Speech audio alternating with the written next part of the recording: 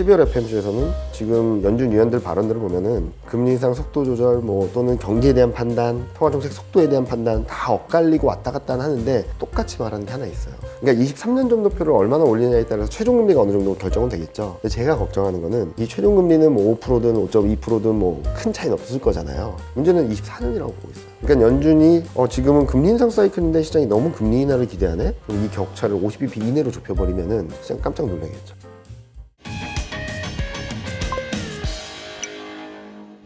앞서 말씀해 주신 것 중에서 외국인이 계속 사긴 샀는데 네. 보유 비중이 늘지 않았다. 이거는 얘들이 잘못된 주식을 사서 그런가? 물려서 그런가? 일정 부분 사긴 샀는데 왜 비중이 안 늘었지? 그러니까 그거죠. 반도체하고 2차전지 위주로 많이 샀잖아요. 네. 근데 최근 보면은 보유 비중이 조금 쭉 그러니까 10월 달에는 쭉 늘었어요. 2차전지하고 반도체를 사니까. 네. 그러다가 10월 중순 이후부터 이게 보유 비중이 또 30% 밑으로 내려가기 시작했거든요. 그때부터 반도체하고 2차전지를 좀 차익 실현해 나가는 그림이었던 거죠. 그렇군요. 그리고 일부 공매도했던 것을 환매수하는 그런 모습들도 좀 있었던 것 같기도 하고. 공매도를 환매수하는 경우면 보유 비중이 늘진 않구나. 네. 그런 부분들이 좀 복합적으로 있다 보니까 그래서 저는 연말에 이제 배당락을 앞두고 외국인은 쇼커버링이 세게 들어올 수 있다라는 얘기들이 매년 있었잖아요. 그렇죠. 그리고 이제 뭐 대차 네. 그러니까 주식 빌려준 사람들이 갖고 와. 하는 거죠. 나 배당 받아야 돼. 갖고 와. 막 이러잖아요. 배당 받고 의결권 행사해야 국민연금에서 야, 너 되니까. 의결권 가져와. 지금 빨리 지금 네. 얼마 안 남았어. 그러면 이제 대차 했던 사람 입장에서는 주식을 사야 돼요. 줘야 되니까. 맞아요. 그러니까 어쩔 수 없이 사야 되거든. 네. 저도 그런 전화 몇 번 받았어요. 그런데 그거는 굉장히 짧은 이벤트일 수 있다. 굉장히 짧은 이벤트다. 네. 네. 그리고 12월 중에만 있는 거죠. 12월 말로 가면은 짧게 없어지죠. 며칠, 네, 없어지죠. 끝나니까. 그때는 이제 배당 받을 때까지만 기다리는 수급이 좀 있죠. 네. 그리고 또 하나는 여러 얘기들 하는 것 중에 하나는 그러면 금융투자가 이제 연말 그 스프레드를 노리고선 프로그램 매수를 꾸준히 사지 않냐 매년 말마다. 그렇죠, 그렇죠. 근데 9월 달에도 금융투자는 샀어요. 근데 그 힘이 외국인을 감당할 수 있는 힘이 아니었던 것 같아요. 그래서 저는 지금은 외국인 수급을 되게 집중해서 봐야 되는데 네. 최근 흐름을 보면은 좀 차익 실현 심리가 좀 커질 수 있지 않을까? 걱정을 하는 거죠. 그래서 요 밑에 그림 회색선이 12개월 선행 PER 상대 강도인데요. 선진국 대비 어느 정도 비싼가, 싼가를 보는데 지금 2012년 말 이후 최고치를 넘어섰고요. 이익에 대한 상대 강도는 전저점을 깨고 내려갔습니다. 근데 이 그림을 보여드리면 좋게 보시는 분들은 한국 시장은 그 PER이 비쌀 때 사고 싸질 때 파는 거야 라고 얘기를 하세요. 맞아요. 저도 합리적이라고 생각을 하고 그게 잘 먹혔습니다. 근데 문제는 뭐냐면은 그 전략이 시행되는 시점에는 실적이 안정돼야 돼요. 지금은 실적이 이렇게 내려가고 있어서 그쵸. 밸류에이션에 대한 이제는 사야 될 때는 신뢰도가 좀 약할 수 있죠. 타이밍에 대한 부분들에 대해서는 좀 시간이 필요하다라고 말씀 많이 드리고 있습니다. 사실 저는 이제 PER 그러면은 적정한 PER이 얼마냐라는 생각을 할 때 어닝도 물론 중요하지만 그 밑에 들어가는 금리도 중요하잖아요. 맞아요. 근데 사실 올해 금리가 많이 올라서 그러니까 기존에 우리가 이제 그 2010년대에서 우리가 봤던 적정한 PER이라는 값 자체가 네. 낮아졌을 가능성도 있지 않을까. 네, 맞아요. 그런 생각도 저희도 좀 그 듭니다. 생각도 열어놓고 있는데 그것까지 감안해서 보면 좀 비싸다. 더안 좋죠 그러면. 그런 것들이 좀 필요하다. 근데 이제 외국인 수급 얘기하다 보니까 결국 이제 자연스럽게 달러에 대한 이야기로 네. 넘어갈 수밖에 없는데 우리가 결국 이제 시장을 좋게 보는 그런 논리 중에 가장 핵심은 달러 약세예요. 맞습니다. 자, 이번에 달러 약세가 제대로 온다. 근데 달러 약세가 오는 배경은 연준이 이제 거대한 항공모함 같아서 네. 어떻게 이렇게 가냐. 이렇게 가다 속도만 줄여도 이미 이제 시작된 거다. 그래서 지금부터 그 시작됐기 때문에 이제 수급들이 달러 약세 쪽으로 막 가서 시작된 거다. 중간에 이렇게 등락을 있어도 내년 내내 달러 약세. 그러면 신흥국 이렇게 되거든요. 저도 그 부분은 동의해요. 아, 그래요? 네. 내년에는 내년 연말에 저희 전망치는 달러 인덱스는 100 밑으로 갈 수 있고 원달러는 1200원 초반까지 갈 수 있다라고 전망을 드려요. 그래서 저희 전망은 내년 전망은 되게 좋아요. 내년 전망은 저희도 하단은 전저점을 깰 수 있다라고 말씀을 드리고 있지만 상단은 2600 이상으로 갈 수 있다. 2600 이상으로. 네. 그러면은 사실 2,600은 별로 많이 높은 것도 아닌데. 근데 저점 대비 저점까지 간다 치면 되게 높은 거죠. 그렇죠. 어허. 그래서 저희는 좀 기다리고 싸게 살 기회를 찾자라는 말씀을 드리는 거지. 여기서 시장 망했으니까 모두 떠나세요 그건 아니에요. 그러니까요. 예. 네네.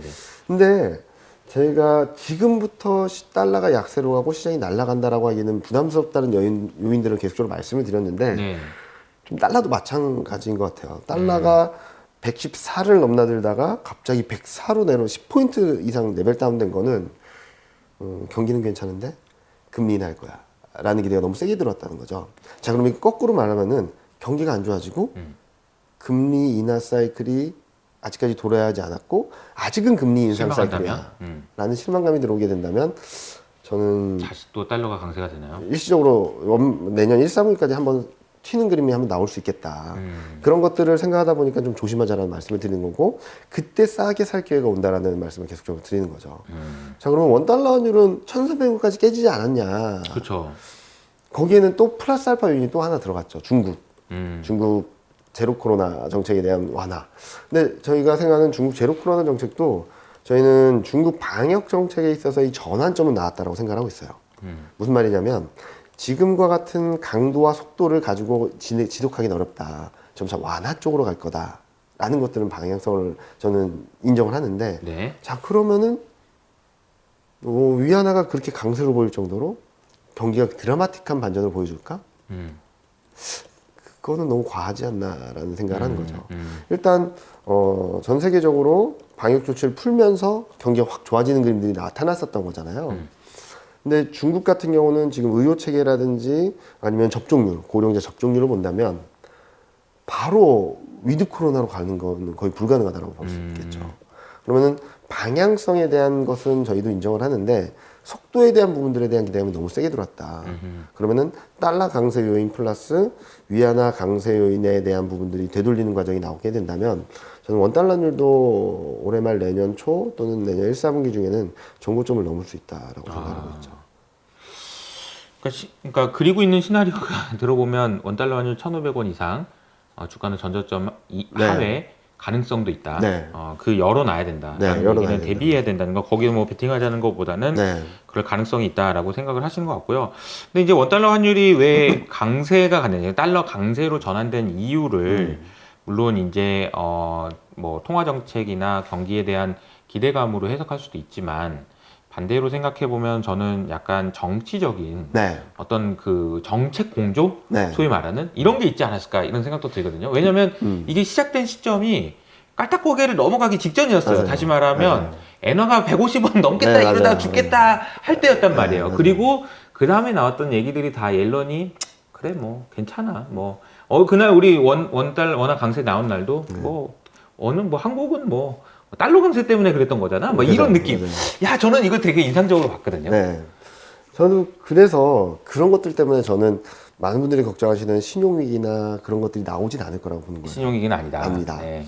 왜냐면은 어느 정도 가이드라인을 정해준 거라고 생각하고 있어요. 엔화는 150, 유로화는 1 밑으로. 뭐 이런 것들이 파운드화도 어느 정도 그쵸, 레벨. 그쵸. 근데 그렇다면 여기서 더 진전할 수 있을까라는 고민이 필요하다는 거죠. 제가 계속 말씀드린 거는 여기서 내년에는 더 좋아질 것 같아요. 근데 그 선제 조건은 경기가 진짜 안 좋아짐으로 인해서 현실적인 부분들이 보여져야 된다는 거죠. 근데 솔직히 말씀드리면 지금은 경기가 그렇게 막 침체로 간 것도 아닌데 금리 인하를 기대하고 있고 경기는 우리가 예상한 대로 그렇게 나쁘긴 하겠지만 그렇게 나쁘진 않을 거야 라는 기대를 하고 있는 거죠. 근데 이 교통정리가 필요하다는 거죠. 교통정리 필요하다. 근데 이 교통정리 과정에서 여기에 대한 기대감이 너무 단기적으로 세게 들어왔기 때문에 연말 내년 1, 4분기까지 움직이는 데 있어서의 움직임이 좀 과격할 수 있다. 과격할 수 있다. 네, 네, 그런 네. 부분들을 조금 걱정하는 거지. 그래서 저는 뭐 선택의 문제이긴 하지만 지금 현재 시점에서 뭐 비중을 줄이실 분도 계시겠고 또는 여기서 아니야 더 올라간다라고 생각을 하시면서 대응을 하실 수도 있겠지만 최소한 여기서 더 센 베팅을 하지 말자. 더 센 베팅은 네, 네. 좀 싸게 살 기회가 진짜 충분히 올 텐데 그때를 위해서는 어느 정도 유동성도 조금 확보하실 필요가 있겠고 그런 유동성을 가지고 더 싸게 살 기회를 적극적으로 활용하자라는 말씀을 드리는 거지 여기서 시장 망했으니까 모두 떠나세요 그런 건 아니고 그런 건 아니다. 네, 저도 자꾸 말씀하시네요. 네. 그냥 떠나는 거 뭐 이런 거 아니에요. 지금 자꾸 너무 이제 부정적으로 네. 이렇게 얘기하는 것처럼 비춰지는 것에 대해서 그쵸. 경계를 하시는 것 같습니다. 네. 근데- 아니요, 그거는 뭐 전략을 세워야 되는 입장에서 이제 얘기를 해주시는 거니까 네. 이럴 수 있다, 저럴 수 있다 네. 얘기해 주시는 건데, 그 제가 이제 질문 조금만 더 이어가 네. 볼게요. 원달러 환율이 1,500원 이상 넘어가는 시나리오, 그리고 이제 그렇게 된다면 뭐 다 같은 방향으로 움직일 거예요. 어차피 지금 맞습니다. 어차피 달러를 기준으로 네. 움직이고 있어서. 그럼 엔화도 다시 150엔 넘어갑니까? 근데 엔화가 150엔 넘어가는 시나리오는 사실 얘는 좀 다른 이야기예요. 네. 약간 위가 너무 뚜껑이 열렸어. 열려버렸죠. 그러면 그때 우리가 걱정했던 그런 신용 위기 혹은 시스템 리스크를 막을 수 있을까요? 그러니까 고착화되지 않는다는 거죠. 아까 되지 말씀드렸잖아요. 않는다. 무슨 말씀을 드리냐면 내년 1분기까지 달러 강세, 원달러율 급등, 음. 엔화도 엔달러율도 올라가겠죠. 음. 근데 올라갔다가 바로 꺾일 수 있다는 거죠. 그때 꺾이는 건 무슨 힘으로 꺾이는 전 거예요? 3월 FMC를 중요한 변곡점으로 보고 있어요. 3월 FMC. 네. FMC 얘기를 하려고 그랬는데 12월이 아니고 3월이 먼저 합니다. 네, 그걸 먼저 하죠. 3월 FMC를 통해서 진짜 저희가 생각하는 건 올해 4분기랑 내년 1분기 경기가 진짜 안 좋을 것 같아요. 저희 이코노미스트가 전망하는 거는 미국도 올해 4분기 또는 늦어도 내년 1분기에는 마이너스 성장을 볼 수 있다. 전년 대비. 그러면은 연준의 입장에서는 경기가 마이너스로 가게 되면 물가는 또 자연스럽게 낮아지겠죠. 그쵸. 그런 상황이고 달러도 강세로 가면 원자재 가격도 떨어지겠죠. 그리고 이미 주택 경기는 완전히 막 내려가고 있는데 시차를 두고 주택 경기도 꺾이게 된다면 물가는 방향성 자체를 밑으로 간다는 것들을 클리어하게 보여주겠죠. 그러면 저희는 3월 FMC에서는 금리 인상을 멈추고 좀 완화적인 스탠스로 가지 않을까. 대놓고 그때는. 그때부터는 물가는 어느 정도 꺾였다, 방향성이 잡혔다. 그러니까 물가 그러면 2% 밑으로 가잖아, 안 갔잖냐. 네네네. 그건 시간이 필요하죠. 근데 제가 주목해서 말씀드린 거는 아니 금리 인상 속도 조절을 가지고도 금리 인하를 이렇게 기대하는 상황인데 어허. 연준이 공식적으로 통화정책 방향성을 바꿉니다라는 얘기를 했을 때 시장은 어떤 반응을 할까? 아하. 저는 더 드라마틱한 반응을 할 수 있다고 보는 거죠. 한 칼이 더 있다는 거네요. 네네. 연준이 입장에서는 이번에는 칼을 살짝 이렇게만 보여줬다면 그때는 샥 이렇게 3월 FMC를 네. 기대해라. 근데 칼을 살짝 보여줬는데 사람들은 야 이제 우리 다 죽었어 이러는 거예요. 그쵸, 다 그쵸. 끝났어 이러는 어, 분위기인 어. 거죠. 잠깐 너 칼도 안 뽑았는데 왜 이러지? 어. 그러면서 연준이 다시 칼을 집어넣을 수 있다. 알겠습니다. 그러니까 그러면 이제 자연스럽게 12월 FMC로 네. 넘어가 보면 얼마 안 남았어요. 그리고 이제 13일 날 물가도 물가도 나올 거예요. 나오죠. 네. 그래서 우리가 단기적으로 생각해 보면은 물가 그리고 이제 연말까지 생각해 봐야 이제 물가 그리고 FMC 하면 사실 이제 거의 끝이거든요. 끝이죠. 예. 이건 어떻게 단기 전략인데.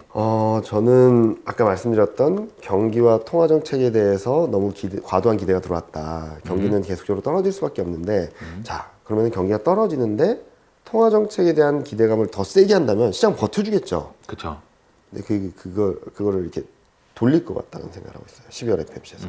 무슨 말씀을 드리냐면 지금 보여드리는 그림이 9월 FMC에서 연준이 제시한 점도표거든요. 네.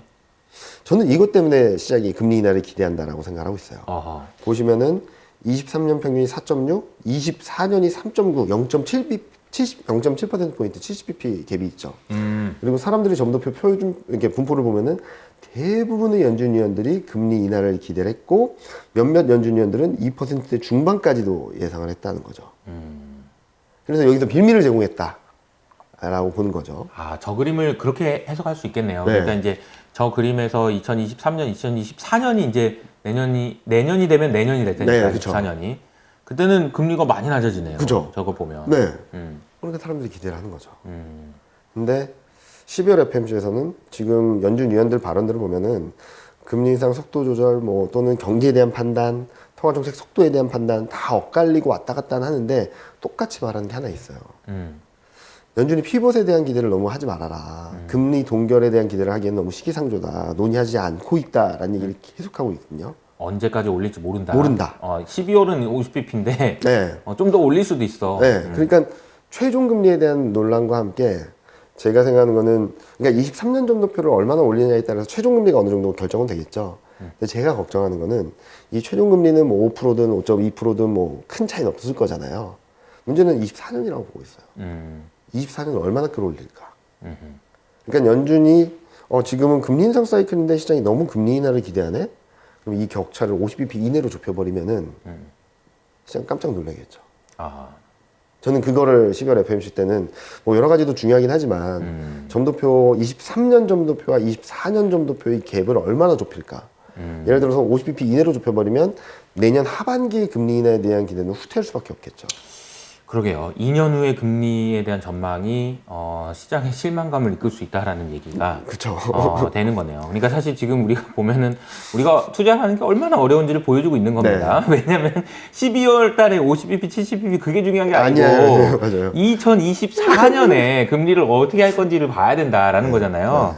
아, 그걸 통해서 시장의 그런 기대감, 이거는 또 하우 롱에 대한 기대감이죠. 그쵸. 네. 그걸 조절할 거다라는 네. 이야기를 해주신 거네요. 그럼 12월 FOMC 회의에는 좀 보수적으로 생각을 하시면서 대응을 하시는 게 맞을 좋겠다라는 것 같다. 조언을 해주신 겁니다. 네, 네. 그리고 드디어 이제 3월 FOMC를 기다려라. 네. 예.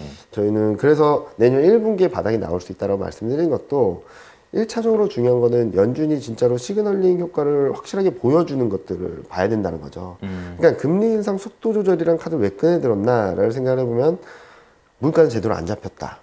금리 인상은 좀 더 해야 되는데 지금부터 본격적으로 지금까지 금리 인상에 따른 실물 경제에 부정적인 영향들이 들어오기 시작할 텐데 그거를 감안해서 금리 인상 사이클은 이어가겠지만 폭을 조절할 수는 있다 정도 얘기인데 시장은 이렇게 지나가서 2023년 하반기 금리 인하 여기까지 갔다는 거죠. 이거를 일정 부분 되돌려서 정상화 시킨 다음에 새로운 스텝을 밟아가야 되는 게 저는 시장 흐름이 조금 더 합리적이지 않을까? 시장 원래 비합리적이라고 얘기를 하기도 하는데 고민하는 거죠. 네. 어떻게 해야 될 것 같은지. 근데 저는 지금 밸류에이션 레벨 이런 것들을 종합적으로 보고 저희 매크로 하는 친구랑 얘기도 해보고 채권하는 분하고 얘기를 해보면은 전부 다 동일하게 말하는 건 과하다. 금융시장 반응 전반적으로 너무 과하다. 특히 주식시장이 좀 너무 과하다. 예를 들어서 유가 뭐 여러 가지 이슈가 있긴 했지만 80달러 밑으로 가고 있고 구리가 최근 반등하긴 했지만 고점을 넘어서지는 않고 있고 전반적인 그 금융시장 반응들은 좀 그렇다고 보는데 채권 금리랑 지금 달러랑 증시가 좀 과민하게 반응한 것이 아닌가라는 생각을 하고 있죠. 그 질문, 그 과민함에 대한 얘기는 아마 그 전에 너무 과도했기 때문이에요. 뭐 이렇게 얘기할 수도 있긴 해요. 그쵸. 달러가 너무 약세로 갔어요. 왜요? 너무 강세 갔잖아요. 이럴 수도 있거든요. 지난 한 1년 내내 사람들이 달러만 샀잖아요. 네. 그거 아니에요? 이렇게 생각할 수도 있거든요. 근데 자 그러면은 거꾸로 말씀드려서 달러 강세가 지속됐던 이유들이 깨진 게 있나요? 첫 번째 미국만 경기 괜찮다. 네. 아직까지 유효한 거. 상대적으로 그렇죠. 상대적으로 미국도 나빠진다라고 한다면은 그러면 다른 나라들은 괜찮을 거야라는 게 들어와야 되는데 그거는 아직까지 아닌 것 같아요. 미국, 유럽도 그렇고 중국도 그렇고. 그럼 뭐가 들어올 거냐? 안전자산 선호 심리가 아직까지 꺼지지 않았다라고 봐야 될 것 같고요. 두 번째, 금리 인상 사이클이 끝났냐? 75bp 하는 거를 50bp 한다라 그래서 달러 약세가 갈 거냐? 아직은 금리 인상 사이클이다라고 말씀을 드리는 거고. 세 번째로는 유동성이 주식시장으로 일부 들어오긴 했지만 아직까지 달러에 대한 선호는 버리지 않고 있는 것 같다. 투기적 순매수 포지션도 여전히 플러스권이고 매수권이고 그리고 최근 미국 쪽 ETF 자금 흐름들을 보면은 달러로 계속 들어가요. 특히 최근 이렇게 꺾였잖아요. 꺾이니까 더 세게 들어가는 모습들을 보여주고 있거든요. 이런 것들을 보면은 아직까지는 안 죽었다는 거예요. 네. 달러에. 쉬어갈 뿐 방향성 자체 바뀐 것 같지는 않은 것 같다라고 생각하는 거죠. 알겠습니다. 마지막으로 한 가지만 더 질문 드리면 사실 이제 최근에 채권에 대한 관심도가 많이 높아졌어요. 맞아요. 개인 투자자들도 진짜 빡꼼이어가지고 맞아요. 채권 네. 어떻게 보세요? 장기채 좀 나눠서 봐야 될 것 같아요. 나눠서 국고채 중에서 장기채는 투자할 만하다. 네, 경기 상황들이 장기채는 네, 장기채는 경기 상황들이 점점 안 좋아질 거니까. 다만 단기채는 12월 FOMC를 좀 보자. 왜냐면은 23년 점도표에 따라서 움직이긴 할 텐데 아까 말씀드렸듯이 24년 점도표를 확 끌어올려 버리면은 좀 오랫동안 위에서 멈춰 있을 수 있다라고 생각하거든요.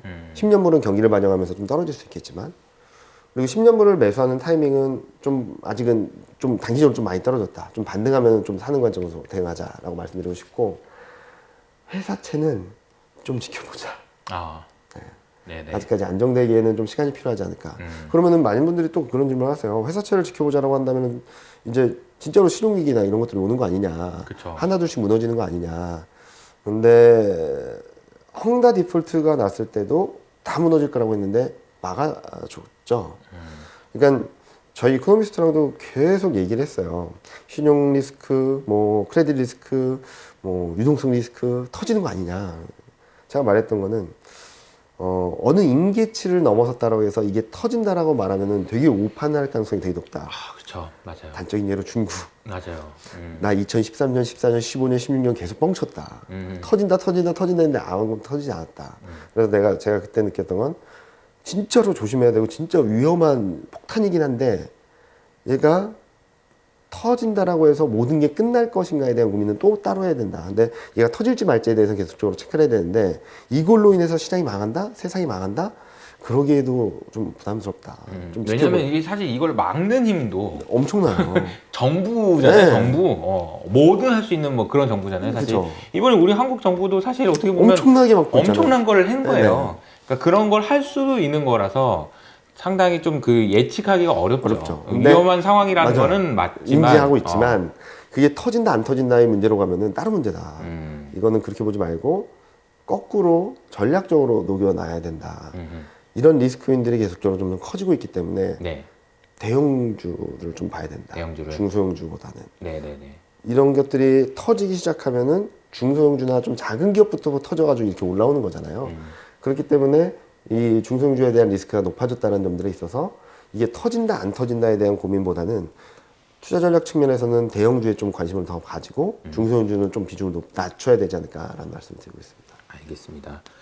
채권에 대한 투자 전략까지 생각하시는 거를 가감없이 얘기해 주셔가지고 사실 투자하시는 분들 입장에서는 굉장히 큰 도움이 되셨을 것 같아요. 이게 팀장님께서 얘기해 주신 그런 전략이 뭐 시점이나 이런 거를 고민을 많이 했기 때문에 나오는 거거든요. 네. 근데 물론 이런 전망대로 안 갈 수 있죠. 맞죠, 근데 맞죠. 안 가더라도 이게 뭐 때문에 안 갔고 네. 그래서 이런 상황이라면 어떻게 내가 바꿔야 되는지를 기준을 너무 잘 제시해 준 것 같아서 저는 뭐 큰 도움이 되시지 않았을까 생각이 듭니다. 제가 감사하죠. 네네. 이호도 아카데미 처음 나오셨는데 네. 인사 한번 하시고 마무리할까요, 이제? 뭐 저희 만약 말씀하신 대로 제가 잘못 봤다라고 하면 저는 최대한 빨리 업데이트해서 수정 전망을 드리거든요. 뭐 이게 좋은 쪽이든 나쁜 쪽이든 그렇기 때문에 저는 지금도 굉장히 컨빅션 있게 말씀드리지만 제가 잘못 판단했고 틀렸다라고 생각했을 땐 또 굉장히 빠르게 바꾸니까 뭐 이렇게 얘기하는구나 하고선 그냥 6개월 1년 뒤에 왜 틀렸어라고 하시기보다는 저 사람은 이런 식으로 얘기를 했는데 앞으로 어떻게 얘기할까를 계속적으로 팔로우하면서 같이 호흡하는 게 중요하다고 생각하고 있어요. 그래서 향후 시장 흐름은 힘들 수 있겠지만 저는 또 한 번의 매수 기회가 온다. 그래서 저는 2023년, 24년까지 아직까지 하우스뷰는 아니지만 굉장히 좋게 보고 있거든요. 그런 것들을 염두에 뒀을 때 제가 뭐 시장을 그냥 무조건 약세론자라기보다는 매수 타임이 진짜 좋은 매수 타임이 올 텐데 지금 너무 적극적으로 하시면은 힘든 시간을 짧게는 한두 달, 길게는 3, 4개월까지 거칠 수 있으니까 그 시간을 좀 확인하고 대응하자 라는 쪽으로 말씀드리고 싶고요. 처음 초대해 주셔서 너무 좋은 스튜디오에서 말씀드렸는데 네네. 앞으로도 뭐 기회가 있을 때마다 네. 좋은 뷰, 좋은 생각들 그리고 만약에 틀렸을 때도 맞췄을 때도 나와서 계속적으로 업데이트 드리고 좀 소통하는 시간 갖도록 하겠습니다. 알겠습니다. 네. 지금까지 이경민 팀장님과 함께 했고요. 다음 시간에 또 찾아뵙도록 하겠습니다. 감사합니다.